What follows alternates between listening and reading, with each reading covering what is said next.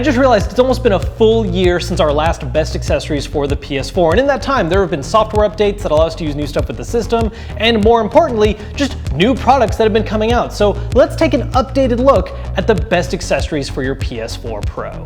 Sony.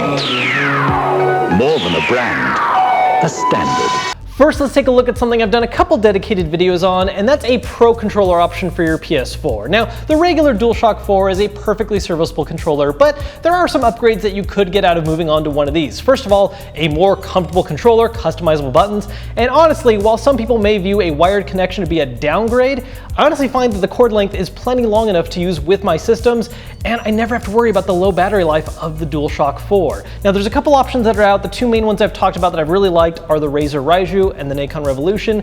Back when I did dedicated videos, I kind of put this one as being the little better option, but as time has passed, I've actually really grown to love the Nikon Revolution instead. And they actually have a new version coming out that's going to be adding a lot of new functions and improving on some of the downsides this version had. For instance, actually using a USB-C cable instead of this proprietary connection that's just really annoying. Next up is something I always like recommending on accessory lists, and that's a carrying case for your system. Now, I have talked carrying cases before that'll work for the original PS4 and the PS4 Slim, but the Pro is a bit of a different situation because it's a larger system and honestly, just an awkwardly shaped one. A lot of bags and carrying devices aren't designed for something this square in design. It's normally something more narrow like a laptop. So for the Pro, you're gonna have to keep your eyes open for more specially designed bags like this one right here. It's a little bulkier, but it's designed to be protective and have hard shell to make sure it's safe. There's room inside to fit the Pro as well as some additional accessories like controllers or even a headset. This one in particular is not the prettiest design, but I actually kind of like that, to be honest, because it's a nice subtle way of transporting your system without advertising what you have.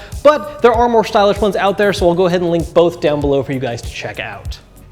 Now, for something a little more different than our usual is a wall mount for your PS4 Pro. Now, I've talked about it a couple of different ways you can show off your system in different setups. You can have it in tower mode using a stand or just having it in the regular sideways position. But sometimes, depending on the space you have available, the best way to show off your system is just put it right on the wall for display. Now, as low-key as this thing is, there's actually a couple different models available. You can get it for the PS4 Slim, the PS4 Pro like this one, or even for the original PS4 if you're still rocking it. And it's a really simple thing to set up. You just have these little bottom lips right here that attach to the bottom of your PS4, a little place to screw into what would normally be the stand hole in the PS4 to make sure it's nice and locked in and secure, and boom, you've got your PS4 set up on the wall on display and it'll look great.